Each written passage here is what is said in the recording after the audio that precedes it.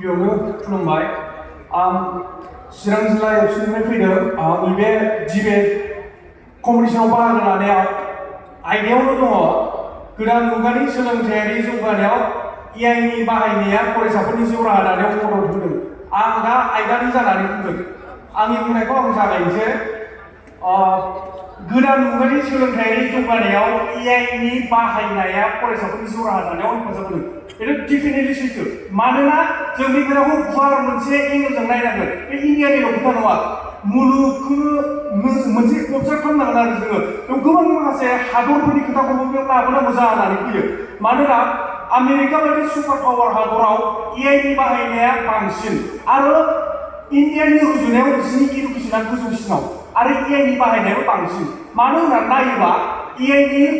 गोनांथिया बेसेबां बेयाव जों मोनसे नायनो हायो। आरो इन्डियायाव जोंनियाव माखासे गोबां गोरोन्थि बुजिलायनाय दं आरो एआइखौ लानानै साख्रि जागोन मागोन गोबां बेफोर गासिबो माने नंखाय बाथ्रा आरो। मानो होननानै बुङोबा जोंनियाव मोनसे खोथा दङ, मोजाङै बाहायबा मोजां फिथाइखौ मोनो होननाय। मानो होनना बुङोबा एआइखौ गाज्रिनि थाखाय मोजाङै बानायाखै, नाथाय बेखौ माखासे मानसिफोर गाज्रि थाइजों लांदों, नाथाय बेनि गाज्रि फिथाइखौ बिसोर मोनदों आरो बेबादि। दा फरायसाफोरनि बेलायाव ओरैबादि चाइना हादराव नाय, बिथांमोना उन्दै उन्दै गथ'फोरनिफ्राय लानानै गोबां माखासे टुल्स बानायो आरो दानि बे एआइ टेक्न'लजियाव गोबां जेसेखि डिभाइस जाया मानो बेयाव एआइ दंजोबसै। आर्टिफिशियेल इन्टेलिजेन्सनि सिङाव आरो जोंहा गोबां दङ, जेरै चैटजीपीटी, गुगोल जेमिनाइ, गुगोलनिया बेयाव जों जेखि कुइसन सोङा मानो जों खम समनि गेजेरावनो एन्सारखौ मोननो हायो। आरो जों बिजाब बायनो थाङोबा बिजाबनि बेसेन होनो हानायखायसेयाव फैसाबो थाया। जों मबाइलाथ' आथिखालाव बयनावबो थायो। मबाइलनि गेजेरजों जोङो बै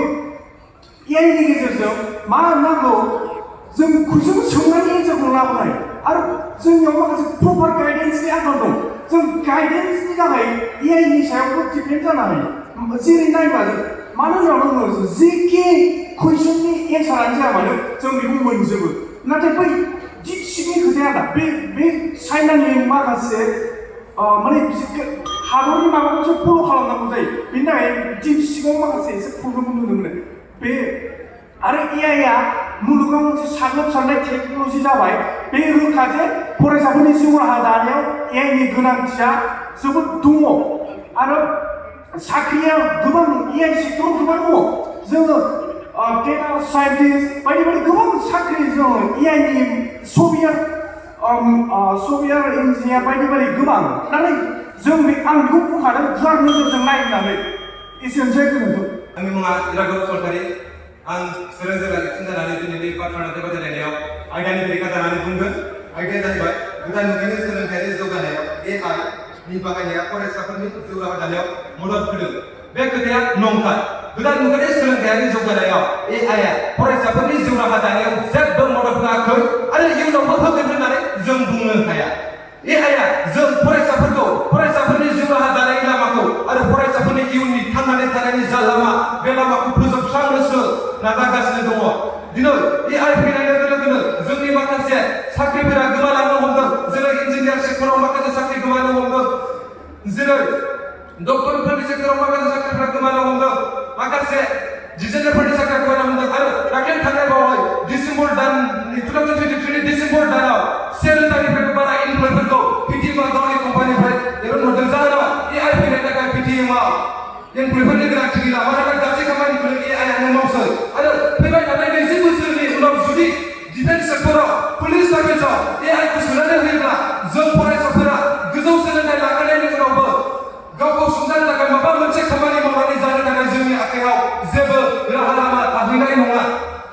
जों एआइनिफ्राय जोबोद सांग्रां जानानै थानाया मोजां। मानोना जों एआइनिफ्राय सांग्रां जानानै थायोब्ला बियो जोंनि हारिमुखौ, जोंनि रावखौ, जोंनि धोरोमखौ, जोंनि कालचारखौ फोजोबस्रांलांजोबनो हागौ। बिदिनो माखासे फिसा फिसा हारिफोरखौ ध्वंस खालामलांजोबनो हागौ। बेनिखायनो एआइनिफ्राय जों फरायसाफोरा जोबोद सांग्रां जानानै थानांगौ। एआइआव जों गासैबो रावखौ सोनानै होजोबनाय नङा। बेयाव माखासे जौगाखानाय रावाल' हाबसनगोन। बेनिखायनो जौगाखानाय रावखौ सोलोंनायाव एआइ बाहायनो थाखाय, राव सोलोंनायनि थाखाय जों जोंनि रावफोरखौ बावगारलांजोबनो हागौ।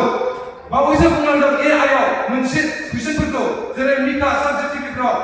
कुइसन सोंबा दोङो नाथाय बेखौ मिथियाखै बे मोनसे कुइसनखौनो बार बे मोनसे एकाउन्टआव जुदि मोनसे वेबसाइटआवनो सोंबाय थायोब्ला बिनि एन्सारा गुबुन गुबुन ओंखारबाय थागोन आरो बे गुबुन गुबुन एन्सारखौ नुनानै जों कनफिउस जागोन बे मोनसे एन्सारखौ जों जोंनि लाइफआव बाहायगोन थांनानै थानायनि लामायाव बे मोनसे एन्सारखौ जों सोलोंनानै लाबा मोजां जागोन जों बेखौ जेबोखौनो मिथिया एआइआव नों ओंखाम जानायनि मोनबा मोजां फायदा सोलोंनोबा नों जोबोद मोजां फायदाखौ मिथिगोन नाथाय मोनबा गाज्रि गुन सोङोब्ला नों गाबोननिफ्राय ओंखाम जानो गारगोन बेखौ आं बुंखायो बेनिखायनो एआइजों जों जेबो सोलोंनानै लानो हानाय नङा एआइजों गोजौ सोलोंथाइ लानोबा गावनि जिउखौ दैदेननोबा जों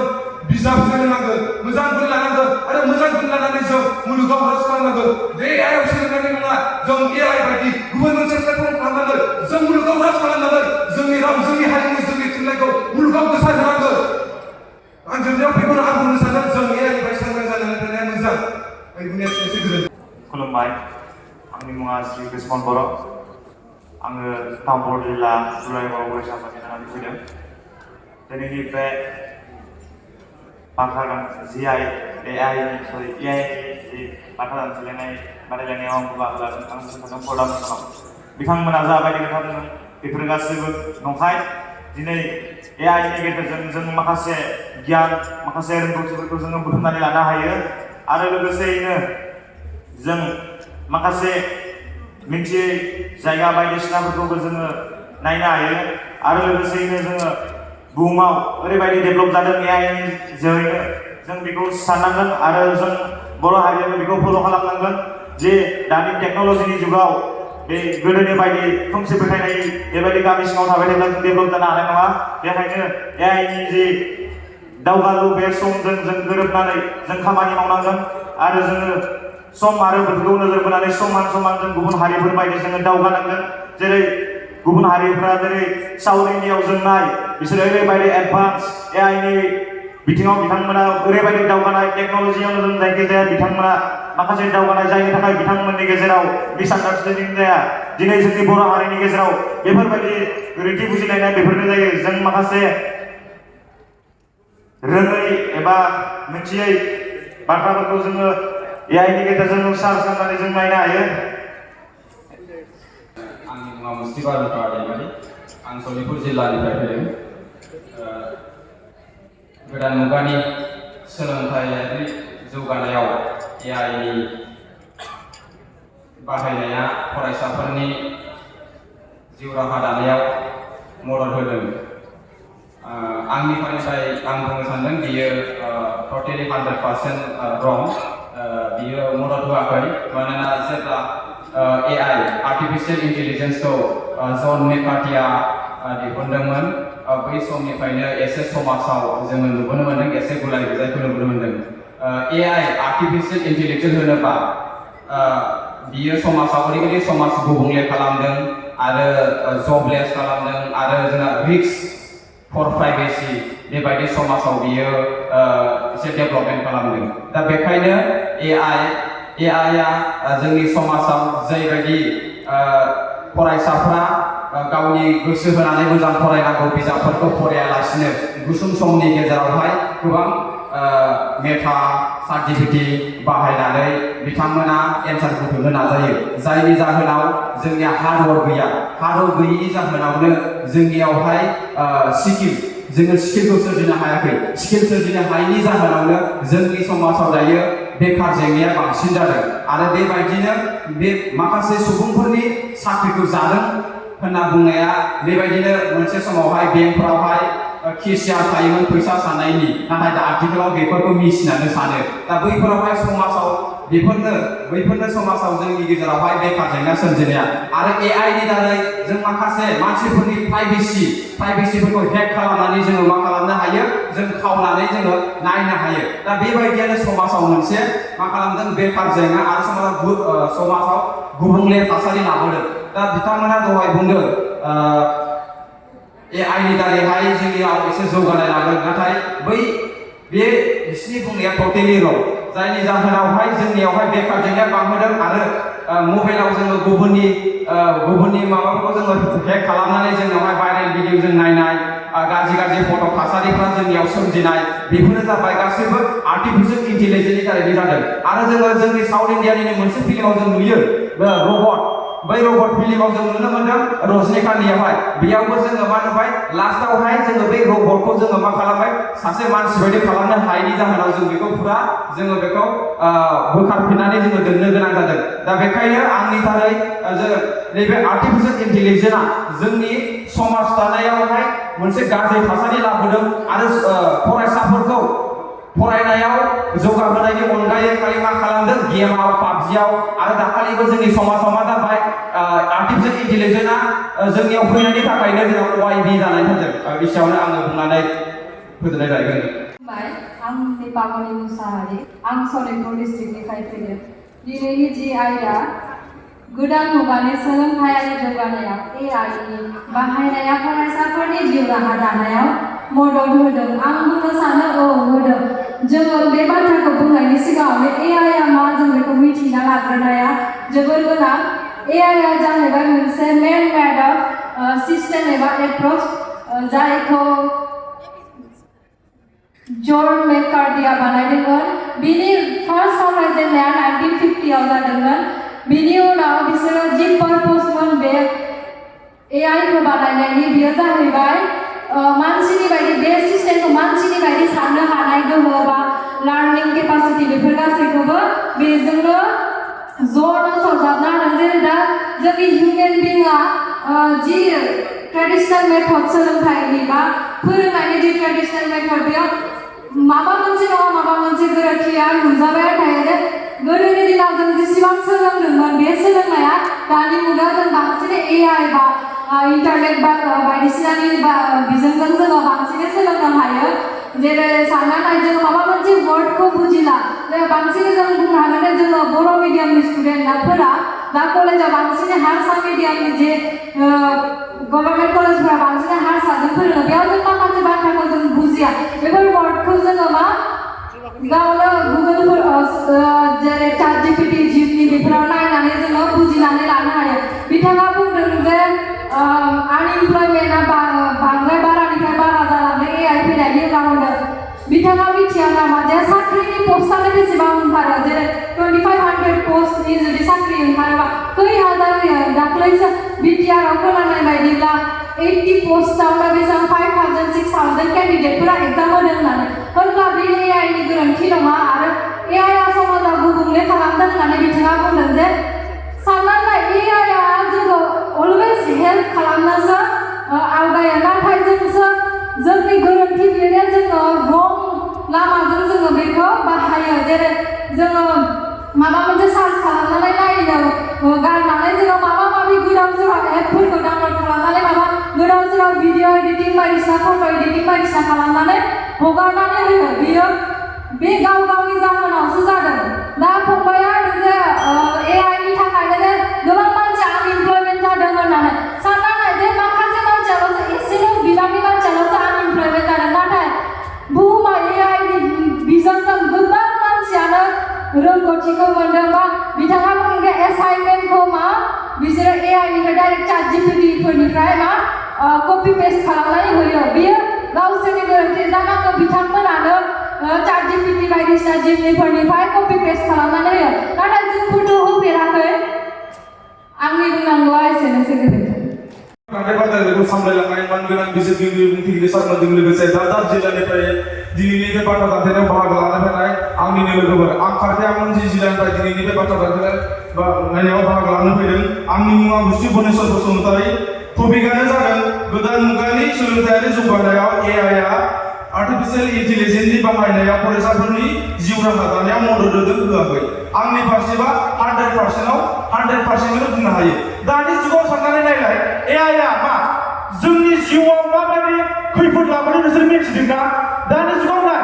स्कुलाव थांनाय उन्दै उन्दै गथ'फोरनि आखायाव दानिफ्रायनो मबाइल नंगौ नङा दा बयनिबो आखायाव मबाइल दंना गैया नोंसोर मबाइल इउज खालामो मानि थाखाय होमबा नोंसोर गुड डेभेलपमेन्ट जाबाय नामा जोंनि जिउआव मा क्लास 9 10 4निफ्रायनो अनलाइन परीक्षा खालामनो होनना बुङो नाथाय बहा बुङो अनलाइन परीक्षाया दासिमहालागै अनलाइन परीक्षा जेबो गैया आरो बुंदों जे गोबांनो AI फैनायनि उनाव जोंनि जिउआव जोबोद खहा मानो होनोबा दानि जुगाव 10 जन मानसि साख्रि मोननांगौ सोर मोनगोन 10 जन मानसियाव 7 मानसियानो ओरैनो थानांगोन मानो होनोबा बिसोरनि जायगायाव मा फैदों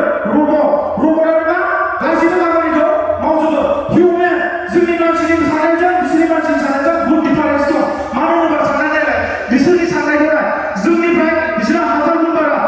मिथिबायना बिसोरो मा खालामो जायनो चाइना बायदि सानना दिनै साख्रि नांगौ जोंनि जिउआव मा फरायनानै जोङो साख्रि नांगौ नाथाय साख्रियाबो नाय चाइना बायदि जापान बायदि जायगायाव नाय मा खालामो बिसोरो सासे ड्राइभार नांगौ नाथाय बिसोरनि खाराव मा ड्राइभार गैया मा जागोन होमबा बिसोरनि जों थांना थानायाव जोंनियाव बेसेबां बांगौ नाथाय बिसोर मा रबट बानायनानै दिनै सेलिं खालामदों दिनै फानबाय जोंनि इन्डियायाव फैनानै दा सासे हटेलाव मावनानै जाग्रा रेस्टुरेन्टाव मावनानै जाग्रा मानसिया मा जागोन संग्रा खावग्रा नांगौ नाथाय बे संग्रा खावग्रा मानसियाबो गैया जागोन मानो होनोब्ला रबटआ मावग्राजोबो मानसिनि थाखाय मानो गोनांथि जोंनि जिउआव गलाबो लामाखै दिनै साख्रि नांगौबाबो जों साख्रि मोननाय नङा बिसोर मा बिदि जों गला दिनै ससियेल मिडियायाव मानो जागोन मानि थाखाय दहाय बिथाङा बुंलांदों ChatGPT जोंना एसेखौ दागिदा सारगोन दागिदा ओंखारो दिनै बिथाङा नायाखै खोमा कपि खालामदों नाथाय मा ChatGPT नि एन्सारजों मालाबाबो रान जाया दाखालि आं साख्रि ओंखारदों ग्रेड 4 ग्रेड 3 नि ससियेल मिडिया पास जादों मिथिदोंना जों हाजारसे फरायदों मा फरायनानै जों मा मुलाम्फा मोनदों जोंनि जिउआव जेबो गैया मानो होनदों AI नि थ्रुयै जों जोबोद इन्टेलिजेन्ट जादों नाथाय जोंनि जिउआव जेबो इन्टेलिजेन्ट जायाखै साननानै नाय मालाय हाथो बायदि जोंनो जानो हाया मानो होनबा जोंनो थांना थानो थाखाय मा नांगौ जोंनि आथिङाव गसंनो थाखाय जोंनो मा नांगौ जोंनो फरायनानै जों मा नांगौ दिनै जोङो फरायनानै मा जोङो AI फरायनो नांगौ साइन्स लासै जोङो कमार्सनिफ्राय जों मा होनो आर्ट्सखौ फरायनानै जों मा साख्रि मोनो दिनै जिउआव जेबो गैया जागोन मानो होनबा AI फरायनो मा जाय बिदिनो बेंकनि केसियार बेफोरो मा गिदिर गिदिर फरायनानै फ्रड खालामनानै जाबाय जोंनि जिउआव जेबो खबर जाया जोंनि जिउआव जेबो गैया जादों आंनि बुंनाया एसेनोसै गोजोनथों आं दुलाराय क'क्राझार जिल्ला फरायसा आफादनिफ्राय जानानै फैदों दिनैनि बे डिबेट कम्पिटिशनाव आं दा आयदानि जानानै बुंनो सिगांदों आयदायानो जाहैबाय गोदान मुगानि सोलोंथायारि जौगानायाव आर्टिफिशियेल इन्टेलिजेन्सनि बाहायनाया फरायसाफोरनि जिउ राहा दानायाव मदद होदों नंगौ बे खोथाया थारैनो सैथो 100 out of 100 I can guarantee मानो होननानै बुङोब्ला दिनै AI आ जोंखौ इनहेन्स वेयाव जोंनि स्टुडेन्ट जोंनि बेनिफिट जानाय जोंनि गोबां बायदिसिना वेयाव दिनै हेफाजाब होदों नाम्बार 1 जोंनि ChatGPT AI जायनाखि AI निनो बे मोनसे सफ्टवेयार बेखौ बाहायनानै दिनै स्टुडेन्टफ्रा मा बेनिफिट जानो हादों होननानै बुङोब्ला जों बुंनो हायो नाम्बार 1 दिनै कमेन्टमेन्ट लिरनाय माखासे आइडिया टेकनिकखौ दिनै डेभेलप खालामनो हादों लोगोसे आइडियाजों लोगोसे दिनै बायदिसिना प्रेजेन्टेसन PPT बानायनाय बायदिसिना नलेज बेजोंनो लोगोसे गोबां बायदिसिना स्टुडेन्ट लाइफआव जोंहा गोबां रोखोमनि इनकुवेरि थायो बे इनकुवेरिखौ जोङो इनस्टेन्ट वे गोख्रैयैनो जोङो प्रभाइड खालामनो हायो जोंनि टाइमखौ जोंनि इनार्जिखौ जोङो मा खालामनो हायो सेभिं खालामनो हायो आरो जोङो बेफोरबायदि वेजोंनो जोङो जिउआव डेभेलप खालामनो हायो जोबोद जोंनि स्टुडेन्ट लाइफआव जिउ राहा लामा दानायाव बेफोरबायदिनो जोङो हेफाजाब होगासिनो दङ नाथाय बिथांमोना दा बावैसो बुंलांदों बिनि गेजेरजों दिनै जाय जब प्लेसमेन्टआ दिनै रिडाक्सन जानो हमदों दिनै गोबां मानसिफ्रानो गाज्रि जालांनो हमदों बियो गुबुंले थासारि जादों होननानै बुंदों it's totally wrong it's depend on you because of now in this generation in this current generation everyone use mobile phone because of in this generation is developed मानो होननानै बुङोब्ला बे जेनेरेशना दिनै डेभेलप जाखाबाय जुदि जों डेभेलप जेनेरेशनाव कारेन्ट जेनेरेशनाव जोङो माखासे डेभेलप जानायजों लोगोसे माखासे मोजां सुबिदाफोरखौ जों सोलोंनानै लानाङाबा जों इयुनाव बायदिसिना फिउचाराव जोङो बायदिसिना प्रब्लेमखौ फेस खालामनो गोनां जागोन बे थारैनो सैथो आं गेरेन्टि होनो हायो दिनै बिथांमोना जब रिडाक्सन जायो होनदों नाथाय बे नङा दिनै जब दिनै प्रभाइड क्रिएट खालामनायाव AI आ दिनै गोबां मदद होदों हेफाजाब होदों दिनै फिउचारावबो गोबां दिनै बायदिसिना हेफाजाब होनो दिनै थांगासिनो दङ आरो गोख्रैनो आरो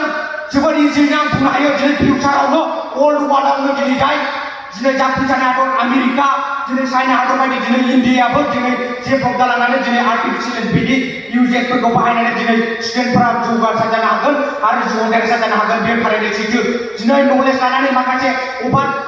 बायदिसिना बिजाबनि नलेजफोरखौ जों बुजिनो मोना बेफोरबायदि नलेजफोरखौ जोङो ChatGPTआव जोङो गोरलैयैनो इजि नलेज जों बुजिनो हानाय कनसेप्ट नलेजखौ मोनो बिथाङा बुंलांदोंमोन ChatGPTआव एखे जागायनो फैयो नाथाय फैयो नोंगौ बाट कनसेप्ट इज सेम कनसेप्टआ always same but writing person is different because मानो होननानै बुङोब्ला जों मिथिखायो जों कनसेप्टखौ बुजियोब्ला जेब्लाबो लिरनाय बायदिसिना फरमेसना बेलेग बेलेग जायो आरो आं जोबनायाव बुंबावगोन जोंनि जानाखि जोंनि फरायसाफोरनि डेभेलपमेन्ट जानाय एबा जिउ राहायाव साक्सेस जानायाव जोंनि आर्टिफिशियेल इन्टेलिजेन्सनि बाहायनाया सोलोंथायारि जौगानायाव थारैनो मदद होदों आरो हेफाजाब होबाय थागोन that's right and that's true खुलुमबाय मानगोनां बुंथिगिरि आरो गेजेरगिरि सार आंनि मुङा पांकेश्वर बसुमतारी दा जोंहा दिनैनि बे बाथ्रा दान्थेलायनाय हाबाफारियाव जोंहा होखानाय आयदाफारि दङ गोदान मुगानि सोलोंथायारि जौगानायाव एआइनि बाहायनाया फरायसाफोरनि जिउ राहा दानायाव मदद होदों आं एगेन्स्ट आमसनि जानानै बुंनो सानदों जे बे टटेलि रं जे गोदान मुगानि सोलोंथायारि जौगानायाव एआइनि बाहायनाया जे जों फरायसाफोरनि जिउ राहा दानायाव मदद होदों बे टटेलि रं मानोना बुङोब्ला जों सिगाङावनो बुजिग्रोनांगोन AI means what AI means artificial intelligence जायखौहाय साइन्टिस्टफ्रा ओरैबायदि मोनसे सफ्टवेयर प्रग्राम डेभेलप खालामदों जायनोखि सुबुंफोरनि अनलि टास्कखौल' कमप्लिट खालामनाय मोनसे सफ्टवेयर डेभेलपमेन्ट प्रग्राम जाय जोंनि फरायसाफोरनि जिउ राहा दानायाव जेबो मदद होआ मानो होनना बुङोब्ला जोङो रिसार्च खालामोब्ला एसे जों मोनथिनो मोनगोन जे गेदेर गेदेर कम्पानिफोरावहाय जायफोर फरायसाफोरा जोबोद खस्थ'यै फरायनानै ग्राफिक्स डिजाइनार जायो सफ्टवेयर डेभेलपार जायो बैसोरहाय दिनै एआइनि जाहोनाव जबफोरखौ खोमानांगौ गोनां जादों मानो होनना बुङोब्ला बबेबा कम्पानियाव जुदि 400 जन जुदि सफ्टवेयर डेभेलपार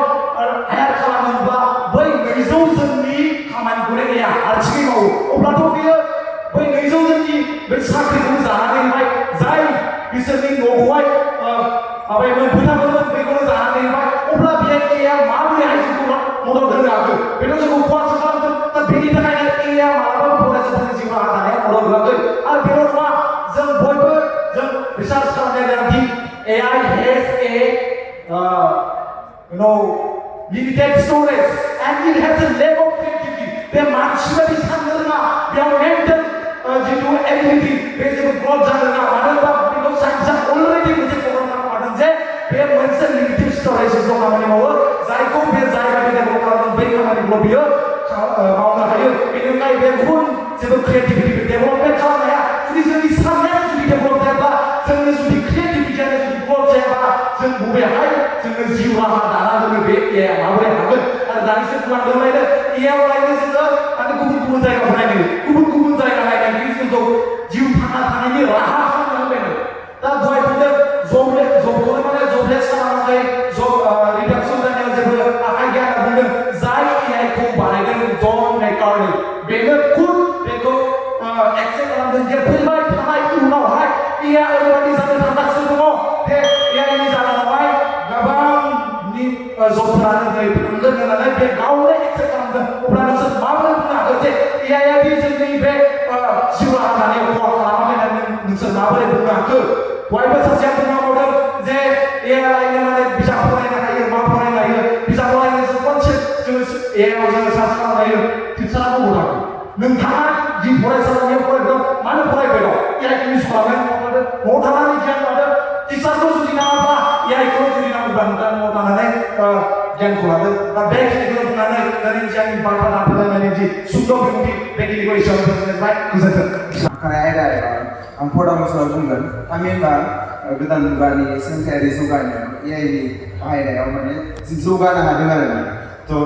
जों दिनै जों जिउ दानायाव एबा जों दिनै जों फरायसा जानानै जों गावखौनो गाव गोथौयै सानोब्लानो जों मोननो हायो जे जोंनि एआइ बाहायनाया जोंनि थाखाय दिनै गोनांथार जानानै फैबाय दिनै गोबाङानो बुंदों एआइआ गाज्रि नाथाय बे नंखाय जे बे मोनसे जोंनि गोदान मुगानि बे मोनसे फिथाइ बे बाहायनांगौआ जोंनि थाखाय मोनसे जों दिनै बुंनांगोन जे जोंनि समा जोंनो बुहुत बेसेन गोसा जे गोबाङानो बुंगोन दिनै ट्रेडिसनखौ लाखिनो थाखाय जोङो गामसा गाननानै थानांगोन आरो गोबां बाथ्रा बुंनो हागौ थिग बेबायदिनो एआइनि बेलायावबो बुंगोन जे बे गाज्रि होननानै नाथाय जों दिनै बुंनांगोन जे बे मोनसे मुगानि फिथाइ मानो होननानै बुङोब्ला नों जेब्ला नों बबेबा मोनसे जायगायाव ट्रेन माबा मोनसे एयारप्लेनफोराव गाखोना थांगोन अब्ला नों माबा जों ट्रेडिसन लाखिनो होननानै नों गामसाखौ गाननांबा जागोन नामा बे माब्लाबाबो जानो हाया थिग बेबायदिनो जोंनि स्टुडेन्ट जिउआव जोङो साननांगोन जों दिनै थारै जों जोंनि इउनिभार्सिटि लाइफ एबा जोंनि स्टुडेन्ट लाइफखौ नायबानो जों बुंनो हागोन जे जों दिनै जोंनि नांगौ बुक जाय सिलेबासाव होयो माखासे जों जाय सिलेबास बे सिलेबासाव थानाय बुकखौनो जों पाब्लिकेसननिफ्राय मोना अब्ला जों मानिफ्राय फरायगोन अब्ला जों मानिफ्राय एग्जाम होगोन आरो जों दिनै बुङो जेरै जों सेमिस्टार सिस्टेम अब्ला बे सेमिस्टार सिस्टेमाव जों इउनिभार्सिटि लाइफआव जेब्ला थागोन अब्ला नुयो जे इउनिभार्सिटियाव जोङो 12 मान्थ क्लास मोना जोङो बेयाव 12 मान्थ थायोब्लाबो इउनिभार्सिटि लेभेलाव 13 12 मास थायोबा जों 13 डेजनि माने बेयाव फेस्टिभेल माबा माबि खुंनायावनो थांजोबो अब्ला जों मानिफ्राय फरायगोन अब्लाथ' जोङो जोंनि जा कनसेप्ट जों बेखौ नायनो थाखायथ' जोंनि आइखौथ' बाहायखानांगोन आरो स' जों जायफोर बुस्थुफोरखौ जों मोना बेफोरखौ जोङो बेफोरनिफ्राय नायनानै सोलोंनांगोन सोलोंनायाव जेबो गैया मानोना जों जेब्ला कनसेप्टखौ जोङो क्लियार जानानै थागोन अब्लासो जों मोजाङै लिरनो हागोन आरो बेयाव बुंनानै होदों जिउ दानायाव माबायदि बिहोमा होयो जिउ दानायाव जों गोबां गोरोन्थि मोनदों जे सोरबाया बुंदों जे जों साख्रि मोनबानो जोंनि जिउ दानाया जोबो होननानै नाथाय जों गोबां सुबुंफोरनाव सोंबो एबा सोंनानै जों मोनो जेब्ला बिथाङा साख्रि मोनखांबाय अब्ला नों साक्सेस जाबायना होमबा बिथाङा बुंगोन साक्सेस जायाखै अब्ला जोङो माखासे बुंथिगिरिफोरनिफ्राय जोङो मोननाय बायदियै जाय सुबुङा माने जेब्ला जोंनि बेसिक निड्स बेखौ जोङो मोननो हानाय जाबाय गोरलैयै एबा जों बेयो जे सानसे हाजिरा मावाबानो जे मोनजाया बे नङा अब्ला जेब्ला बे एसे मोजां स्टेटाव फैबाय अब्लासो जों बेखौ बुंगोन जे बेयो माने जाफुंबाय होमबा बे बेलायावबो जों गोबां मोनगोन जे स्टुडेन्ट लाइफआव जे गोबां जों इउसि लाइफनिफ्राय एमएसि जोङो बेयाव सेमिनार थिसिस लिरनाय आरो गोबां आरो जोङो जोंनिफ्राय बिजनेस माइन्डेड जों बेफोरनो जों जायफोर बिजनेसखौ मावाखै जों जेब्ला एआइ आव टाइप खालामना होगोन गोदान मडेल एबा गोदान जोंनो आइडिया नांगौब्ला बिथांमोना बिसोरो दिरुननानै होगोन आरो बुंदों दिनै एआइ आलायनो जेरै जब जागोन बे नंखाय मानो होननानै बुंब्ला नोंथांमोनानो नोजोर हो एसेनोसै आंनि मुङा बुंब्रह्म आं कटन इउनिभार्सिटिनि ग्रेजुवेटनिफ्राय फैदों दिनैनि आयदायानो जाहैबाय गोदान मुगानि सोलोंथायारि जौगानायाव आर्टिफिशियेल इन्टेलिजेन्सनि बाहायनाया फरायसाफोरनि जिउ राहा दानायाव मदद होदों आं बिनि हेंथायै बुंगोन दा बिथांमोना बुंलांबाय थादों खालिबोल' बुंदों जे जोंहा बेनिफिट नाथाय आं बुंगोन जोंनिफ्राय बेनिफिट गैया मा दा जोंनि स्टुडेन्टफोरा बेयाव सार्च खालामो बेयाव मोनसे बाहागो जे ChatGPT बेखौ जों बाहायो सप्ताह जोङो सुंद' समावनो जोङो माखासे जिनिस मावो नाथाय बे गोरोन्थि बे जोंनि स्टुडेन्टफोरनि थाखाय बे गोरोन्थि मानो होनबा माखासे नलेजफोरा एक्सपिरियेन्सनि गेजेरजों फैयो बे जुदि जों ChatGPT बे मबाइलाव जाबाय थानो हायोबा जोंनि नलेजआ फैनाय नङा आरो जोंनि जे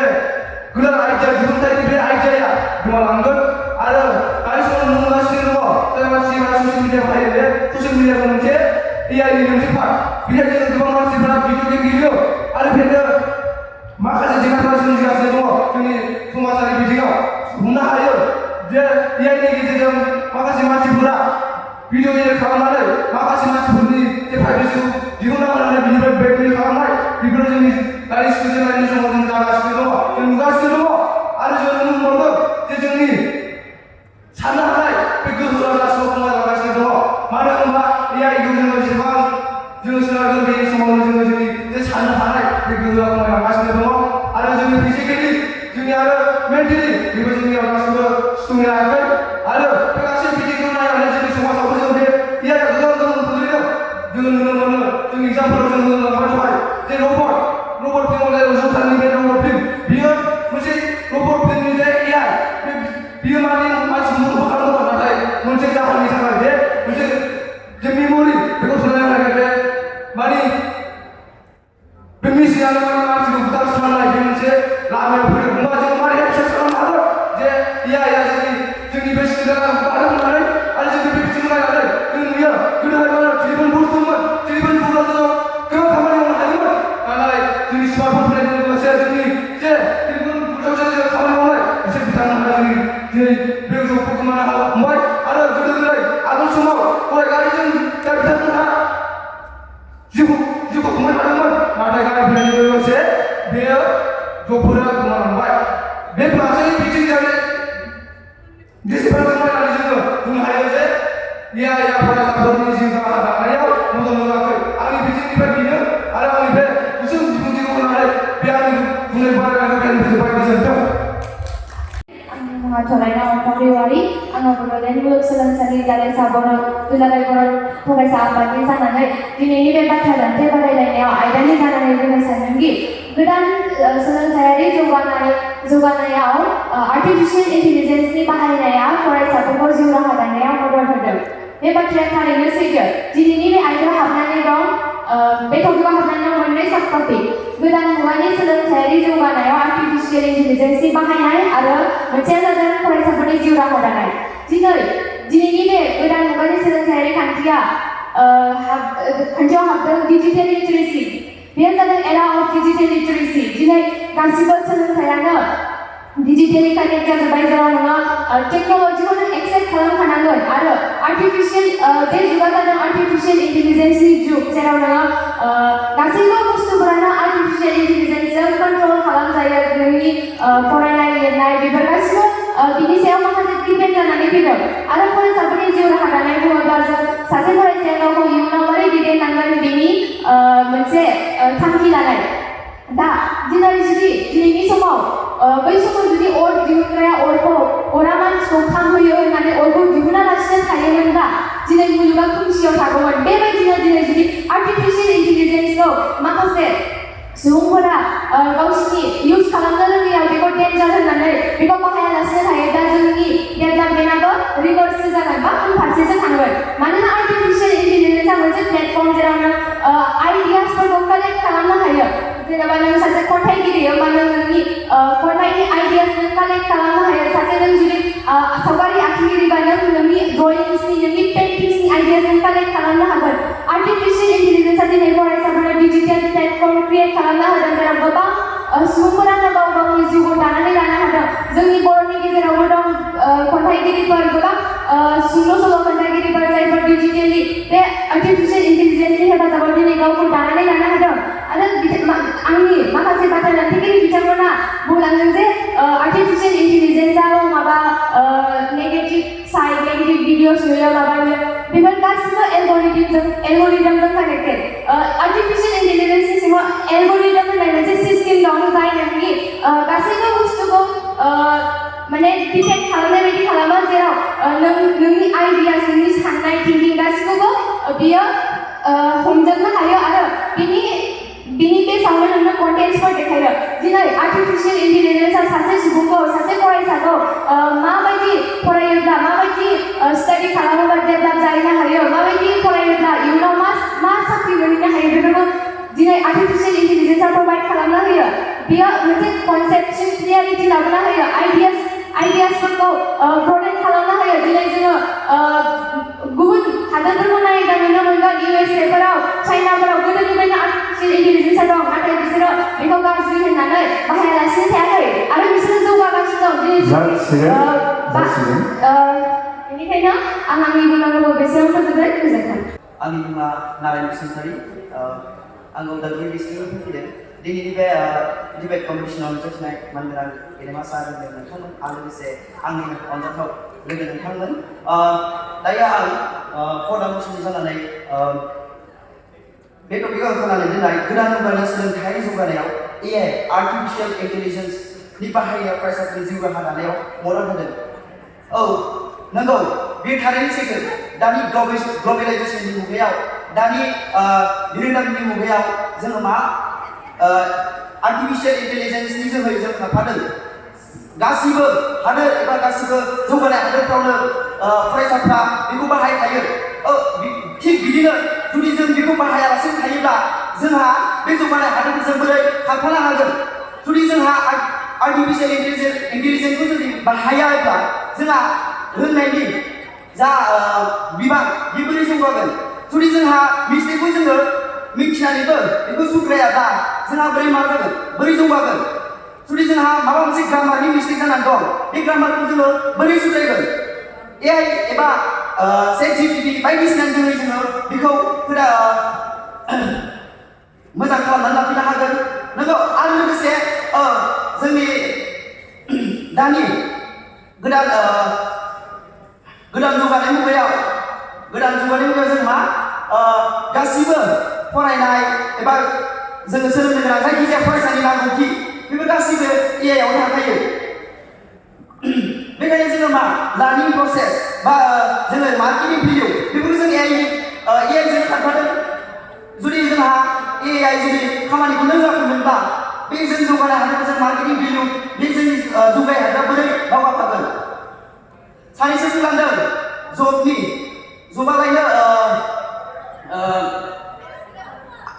जबखौ लायनो बे AIआसो होबथादों जुदि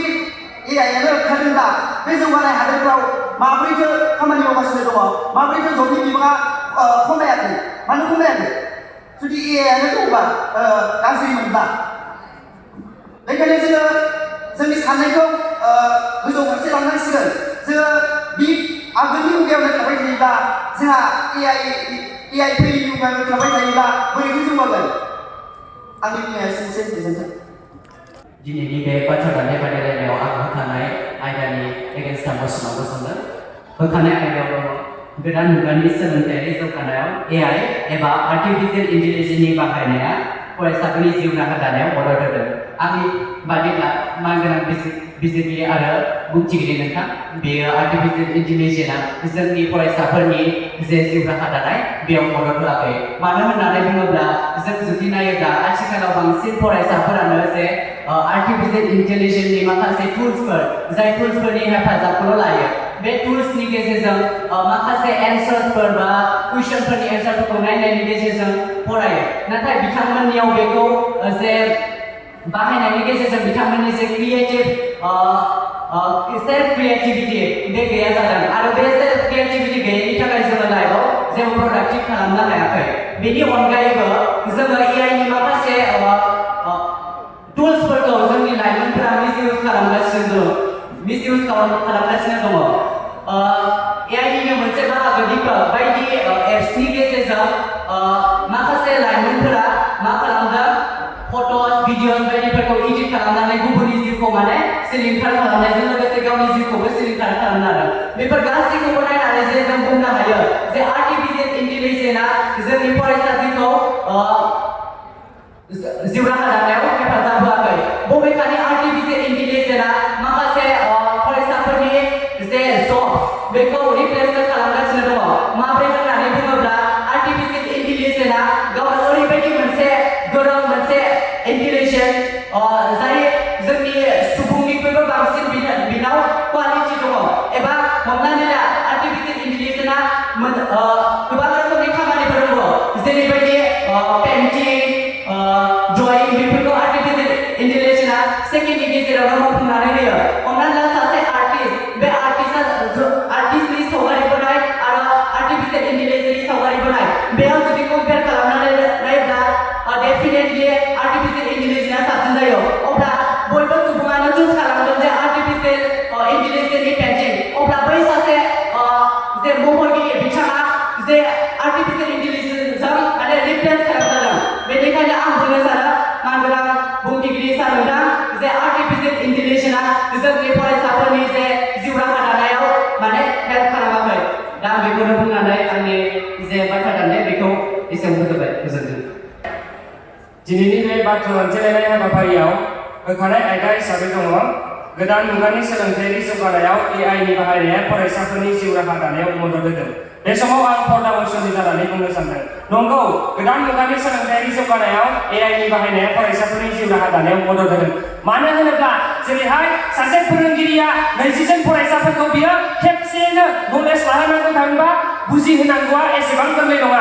1 घन्टायाव सासे फोरोंगिरिया 20 फरायसाफोरखौ जेरै बुजायनानै थांदों बे समाव बे 20 फरायसाफोरा बुजिसुबाबो जानो हागौ थामहिनबा मिथिसुबाखैबो जानो हागौ नाथाय बे 20 फरायसाया गावबा गावनो जुदि एआइनि गेजेरजों सोलोंथाइ लायोब्ला बिथांमोना गाव गावनो बुजिनो हायो आरो गोरलैयैनो एग्जामफोराव उथ्रिसार जानो हायो आरो बेल' नङा एआइनाव ओरैबायदि मोनसे केपासिटि दं जाय केपासिटिजों जोङो क्विक रेसपन्स जाय एन्सारा जाय कुइसनखौ जों मिथियाखै जायनि एन्सार जोंनो नांगौ जादों बिनि थाखाय जि कुइसन एराइज खालामोब्ला कुइसन सोङोब्ला अब्ला थाबैनो खम समनि गेजेरावनो एआइआ एन्सारखौ हरो आरो बेल' नङा बिनि अनगायैबो जोंहा गोबां दङ जेरै लेंगुवेज लार्निं जों एआइनि गेजेरजों राव सोलोंनो हायो मा दानिसो एसेयावहाय बुंलांदों जे एगेन्स्ट मोसननि बिथां आदामोना बिथांमोना बुंदों जे लेंगुवेज लार्निं गाव बिथांमोना सोलोंनो गोसो गैया जायनि थाखाय बिथांमोना एआइनि बेरेखायै बाथ्रा बुंदों थामहिनबा एआइ ओरैबायदि मोजां जाय एआइनि गेजेरजों जोङो मोनफ्रोमबो लेंगुवेजखौ गोरलैयैनो सोलोंनो हायो आरो दानि जुगाव ओरैबायदि मोनसे सिस्टेम जाबाय अट' ट्रान्सलेट मड जेरै एसेम्बलिफोराव जोङो नुनो मोनो जे मोनसे लेंगुवेजजों बाथ्रा बुंदोंब्ला डाइरेक्टलि एआइआ अट'मेटिक गुबुन मोनसे लेंगुवेजाव ट्रान्सलेट खालामनानै बाथ्राफोरखौ फोरमायनानै होयो आरो बेल' नङा जेरै हेन्डिकेप पार्सन जाय मेगनजों नुयो नाथाय खोमाजों खोनाया बिथांमोननि थाखायबो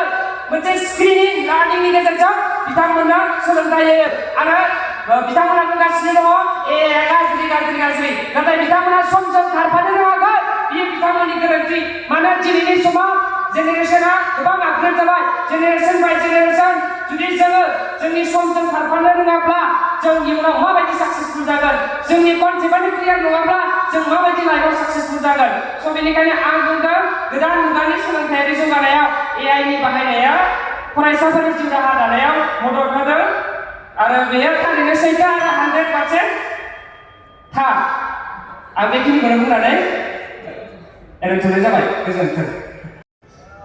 खुलुमबाय हाबाफारिखौ सामलायनाय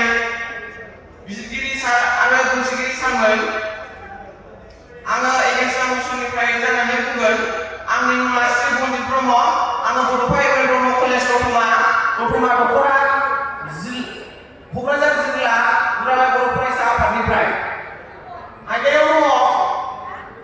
गोदान मुगानि सोलोंथायारि जौगानायाव AI नि बाहायनाया फरायसाफोरनि जिउ राहा दानायाव मदद होआखै आं एगेन्स्ट मसनाव बुंगोन AI आ जों फरायसाफोरनि जिउ राहा दानायाव मदद होआखै दिनै जोङो कलेजफोराव जोङो स्टुडेन्टफोरखौनो नुला एडमिसना लायो नंगौ नाथाय कलेजाव क्लास लानो स्टुडेन्टफोरा गैया मानि थाखाय बिथांमोना AI मबाइलाव AI बाहायो कुइसन आरो एन्सारखौ बिथांमोना मबाइलाव बानायजोबो दिनै मास्टारफोरनि मोजां गुन मोजां फोरोंथायखौ बिथांमोना मोनला दिनै AI नि दिनै कुइसन आरो एन्सारखौ बिथांमोना मोननानै दिनै बुकफोरखौ फरायला दिनै बिथांमोननि गोसोआ थौले जाबाय बिथांमोननि मेलेमनि साननाय हनायफोरा थौले जाबाय दिनै बिथांमोना जुदि AI खौ बाहायामोनब्ला दिनै कलेजफ्राव फैनानै मास्टारफोरनि बेसेन गोसा क्लासफोरखौ लाफैयोमोनब्ला बिथांमोना मानसि जागौमोन नाथाय जाय बिथांमोना AI बाहायो बिथांमोना मानसि जाला आरो दिनै जोंनि भारतबर्षआव दिनै सुबुं अनजिमाया नाम्बार 1 आव दं सुबुं अनजिमा दिनै बे सुबुं अनजिमा बांनायाव दिनै गासैबो AI बाहायजोबनानै दिनै जोंनि भारतबर्षनि सुबुंफोरा दिनै बेखार जालांजोब्बाय दिनै इन्टारेस्ट भिडिअ नुयो दिनै बे इन्टारेस्टजोंनो इन्टारेस्ट जालांजोब्बाय दिनै गावनि जिउ राहा दानायाव दिनै फरायसाया मा इन्टारेस्ट खालामनांगौमोन बे इन्टारेस्टखौ गोमालांबाय दिनै जोङो आरो बुंनो हाबावो गथ'फोरखौ दिनै मबाइल होनानै बायदिसिना भिडिअ दिनै जानाय समाजाव गनायजाथावै भिडिअफोरखौ दिनै AI नि लोगोसे दिनै एडिट खालामो दिनै बेफोर गाज्रि भिडिअफोरखौ एडिट खालामनानै बिथांमोना समाजाव गनायजाथावै दिनै हगारनानै होनानै दिनै गावसोरनो गावसोरनि जिउखौ खहा खालामनानै लायो अब्ला जोङो माबोरै जोंनि फरायसाफोरनि जिउ राहा दानायाव AI आ जोंखौ मदद होयो होननानै जोङो बुंनो हानांगौ दिनै साइन्टिफिकआव बिथांमोना कुइसन एन्सार खालामो दिनै बेहाय खालामथायसै दिनै बिथांमोना बुक फरायबाबो हायोमोन ना दिनै आरो दिनै चाइनानि मोनसे डिपसिक बे डिपसिक AI आ दिनै जोंनि अरुणाचलखौ दिनै जोंनि भारतनि खोन्थाया दिनै लादाखखौ दिनै जोंनि भारतनि खोन्थाया अब्ला जों जुदि AI खौ जों माबोरै बाहायनो जुदि AI खौ जुदि बाहायोब्ला दिनै जोंनि भारतआ सानसे नङा सानसे दिनै भारतनि सुबुंफोरा बेखार जेंनायाव गोग्लैनानै थैजोबगोन साख्रि बाख्रि मावनाय दांनायफोराव दिनै गासैबो बेखार जेंनायाव दिनै गोग्लैनानै थैजोबगोन आंनि बुंनाया एसेनोसै खुलुमबाय गोजोन्थों